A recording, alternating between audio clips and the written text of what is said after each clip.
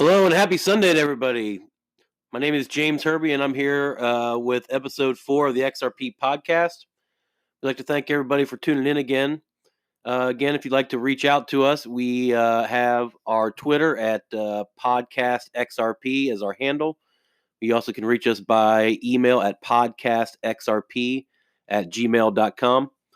Today, we're going to talk about 3 different topics. We're going to focus on efforts being made currently by Ripple to continue their decentralization of the XRP token in their efforts to be classified as a asset class outside of security regulation. We're going to talk a little bit about a new proposed federal legislation called the Token Taxonomy Act and the provisions that it's proposing and its status as far as working its way through Congress. And then we're also going to take a few minutes to talk about where the XRP token is currently as far as some of its metric numbers, as far as adoption, and how it's being used right now in the growing ecosystem. So with that being said, we're just going to go ahead and hop in. Again, we thank you for listening, and we'll get started. Let's just remember the working definitions that we're using when we're talking about securities. A security at its most basic context is a certificate or any other financial instrument that has monetary value and that can be traded. So let's just break it down. It has to be a certificate or some type of financial instrument. That could be something such as like a stock or a bond or a debt security. All of those are recognized financial instruments that have monetary value and that can be traded between either people or organizations over exchanges. The entity in the United States that oversees all securities transactions is called the SEC, the Securities and Exchange Commission. Now, when we're talking about whether a digital asset would be a security, we hear about all these different court cases going on and legal disputes, even including Ripple at this point, over whether Ripple is using the XRP token as a security. And we have in securities law, there is a thing called the Howey test, Howey. And it's a rather famous Supreme Court case from back in the 1940s. And I won't get into the history of the case. You can go read that on your own if you're interested. But in essence, what it did was it created a precedent for a legal definition on whether or not a transaction would involve a security. And it focused on the definition of what's called an investment contract. That in essence, if someone invests their money in an enterprise and is led to believe that you will get profits just from the efforts of the person you're investing in, then that is a security. So let me give an example. If you buy 10 shares of Apple stock, each unit is $200 a unit, okay, and you want to sell them in the future, making money, you're not doing anything. You bought a stock certificate and you expect it to increase or appreciate in value in the future. That's clearly an investment contract. That's a security there. You have invested your money in something else, in an enterprise, in this case, Apple stock, and you expect profits just from the efforts of Apple or the third party. One common criticism that you'll hear about XRP as a security is that the majority of the XRP token, in terms of its supply, is owned by Ripple.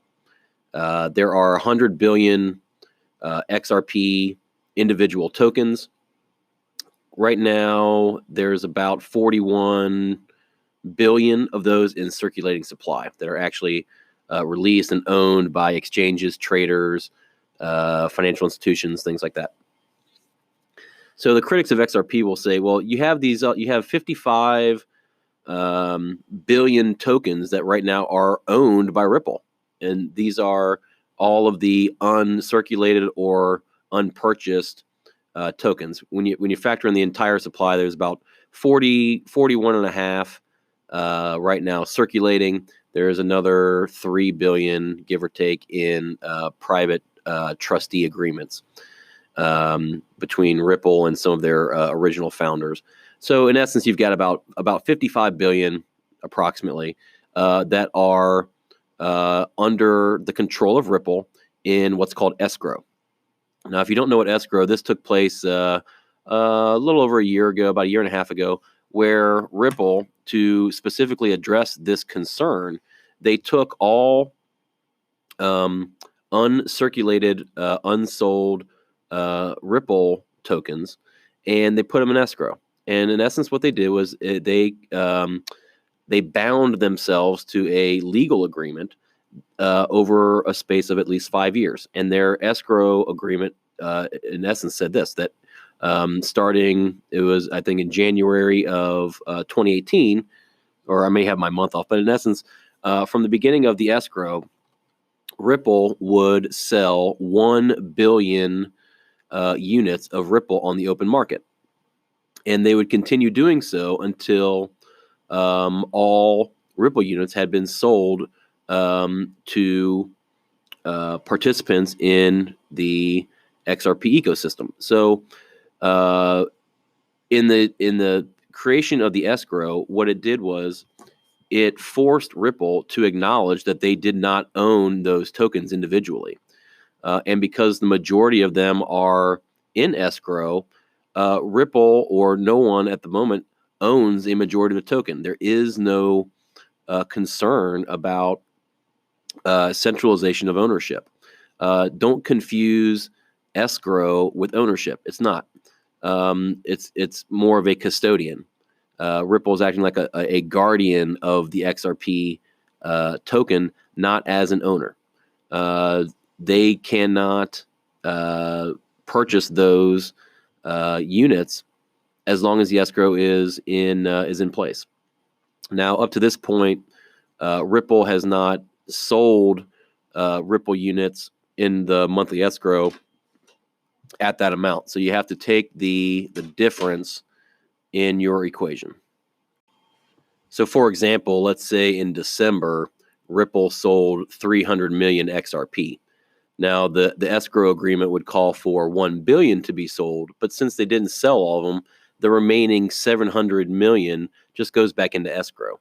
And the 1 billion monthly allotment will continue until sales of all the remaining escrow units are purchased. So, if it takes Ripple 8 years to clear out escrow, 10 years, 15 years, who knows? But it's at least a 5-year escrow that allows Ripple to ensure that, number one, their ownership of the token is that issue is put to bed. Ripple makes, yes, some of their leadership has their own portfolio of XRP tokens. That's no different than Jeff Bezos owning his own Amazon stock or Bill Gates owning Microsoft. But you have to remember, we're not talking about a stock here. Just because they have units, they're allowed to do that. But when we're talking about a security, the majority of the supply, the vast majority, once the escrow is released, will not be owned by Ripple Labs or its employees. It'll be owned by the general public. So the issue becomes in regards to whether or not the other critique, I guess, that Ripple gets over XRP being a security is that Ripple would not exist in its current form without the sale and investment in XRP tokens. That's a concern that has some validity to it, and let's explain why. The origination of the XRP token was on the XRP ledger, which is the open source software platform that a group of developers created about 7 years ago. And the token that they designed to use on the XRP ledger was gifted to Ripple Labs, that the developers wanted Ripple Labs to serve as a custodian for how that token was distributed and recognized on the XRP ledger. So Ripple, when they are creating their software products like XRapid and Xcurrent, they're doing so because they're building off of and using the open source XRP ledger. That's a very key distinction, because Ripple is showing themselves to be contributing and being the custodian or the oversight of the XRP token itself. We're going to talk a little bit now about a new piece of federal legislation being working its way through Congress at the moment. It's called the Token Taxonomy Act, and it is a piece of legislation introduced, I'm proud to say, from my congressman, Warren Davidson. He's the congressman from Ohio's 8th District. And Congressman Davidson's legislation is designed to bring some clarity on the federal level to digital assets and some of the outstanding regulatory issues we're still seeing these days. The two main things that the Token Taxonomy Act would do, or the TTA, the first main thing it would do is it would take all digital assets and carve an exemption for digital assets out of the definition of a security. So all of our digital assets, our crypto coins, they would not be regulated under security legislation. That's important because that would really clarify who is the supervisory body, who is the oversight for digital assets and cryptocurrencies.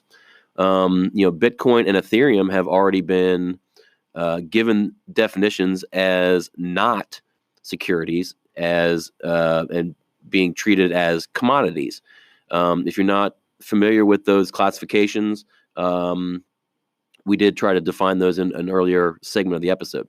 But the main thing to just keep in mind is that this would allow XRP and all the other digital assets to have that clarity they need to launch their products, to have better understanding of what they can and cannot do with governmental bodies. Very, very important point there, and this would clear that up. The other thing that it would do, which is more in the interest of your daily traders, is it would eliminate crypto to crypto trades as taxable events. So if you trade some of your XRP into Tron, for example, which has been on a little bit of a run, and you make a gain in that trade and you sell them back into XRP. So under existing tax law, every time you make that trade, you make that conversion between one digital asset and another, coin to coin, that's a taxable event. You have to record and tax those gains or treat those losses. In this case, you would only need to treat the conversion from fiat to digital, and then when you convert your digital back into fiat. So that would really make it easier for people to track trades and really provide a lot better efficiency for the IRS and our tax government authorities who really don't have the expertise. It's when we're talking about getting regulatory clarity, less is more. I'd like to take a few minutes also and talk about the current state of where XRP is on some of the different metrics in the growing ecosystem. And I found one person that I really enjoy reading, and if you are unfamiliar with his work, I would really recommend that you check out a website called XRPcommunityblog.com. XRPcommunityblog.com. And one of the writers on there is an individual named Hodor. You can also find, I'm not sure if I don't recall Hodor's Twitter handle offhand, but you can find all those on that website, XRPcommunityblog.com. Cannot speak highly enough of Hodor's writing and the way that he keeps track of information on XRP and the goings on. And I read his blogs religiously. I find the research he does to be very spot on and reliable, and I just learn a lot from about XRP, and I get a lot of good information from there. And I think it was last week, Hodor had a very good article called XRP by the Numbers. And I'm going to talk for a couple minutes about just some of the information contained there, because it really gives us a better focus on where exactly XRP is, not just in its own development, but versus the crypto and digital asset community as a whole. We have to remember that Ripple is a company. XRP is the token, but Ripple is the company, and Ripple's products are driving the development of an ecosystem where XRP can be used. They're tackling a $1 trillion use case in terms of international currency, real-time transactions, and the sky is the limit as far as where a product like XRapid or XCurrent could go. And it just really is important to see where on that path of development is XRP and Ripple at the moment. So, Ripple right now it's a San Francisco company. They've got, I think at last count, about 320 employees. They've got, 7 worldwide offices. And right now they've got over 200 customers, paying customers using their software. We have 8 official XRapid partners at the moment. These are not people that are doing pilots. These are people using it in production. We mentioned in a previous episode that Euro Exim Bank was the first bank to go live with XRapid as far as publicly acknowledging it. We know that there's been at least 6 remittance payment processors using it as well. We just saw this week Mercury FM with some social media and a press release showing savings in XRapid transactions they're doing right now. A year ago, we had about 40 exchanges that listed XRP. Now we have over 250. There are over 1.5 million funded digital wallets with XRP in them. So as far as the adoption of XRP and that aspect, the numbers are very healthy. In regards to, we talked about the use case that Ripple's trying to tackle using the XRP token with XRapid. It's a $1 trillion. That's a $1 trillion problem. That's a massive use case. If Ripple even gets just even a slice of that, they've gone well beyond success and expectations. There are disputes over how to do the market cap, but you've got 100 billion XRP coins. If you are using the full store of XRP tokens, right now XRP's got a market cap of about 31 to 32 billion. Daily trading volume has been going between 600 million and over 1 billion for the last couple months. So the trading activity of XRP is greatly increasing as the rails keep being laid. As far as the token itself, the performance of it has really taken off.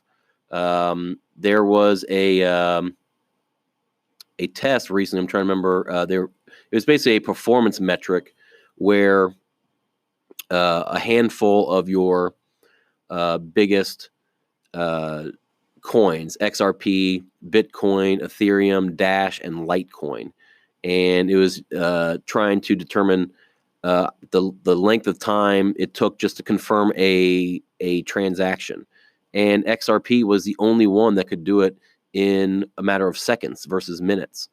And as far as scalability right now, XRP has a proven scalability of 1,500 transactions per second.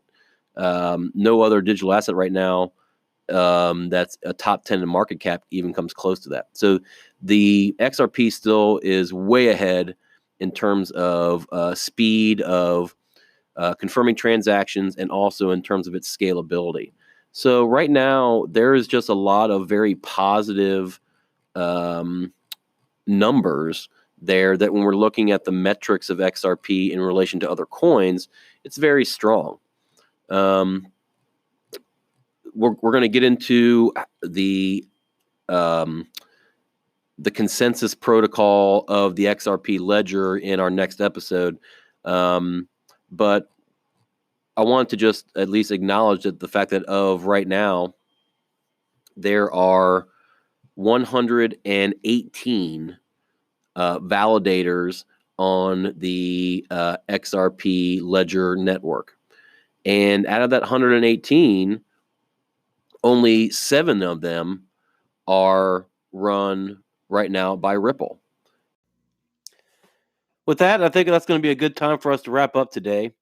We want to thank everybody for listening. In our next episode, we're going to talk about our topics will include discussing the XRP ledger consensus protocol so that we can get a better idea about how we achieve consensus in the XRP ecosystem on the ledger. We're going to talk a little bit about some of the happenings in the current World Economic Forum meetings going on in Davos, Switzerland. We'll talk about any developments from there and how they affect Ripple and XRP. And then we're going to talk a little bit about some of the new exchanges that are really promoting XRP and that have become preferred exchanges for XRapid as that develops here going forward in 2019. So again, this is James Herby for the XRP podcast. Thanks everybody again for listening. You can find us on Twitter at our handle podcastxrp or by email at podcastxrp@gmail.com. Thanks again for listening, and we'll see you next time on episode 5.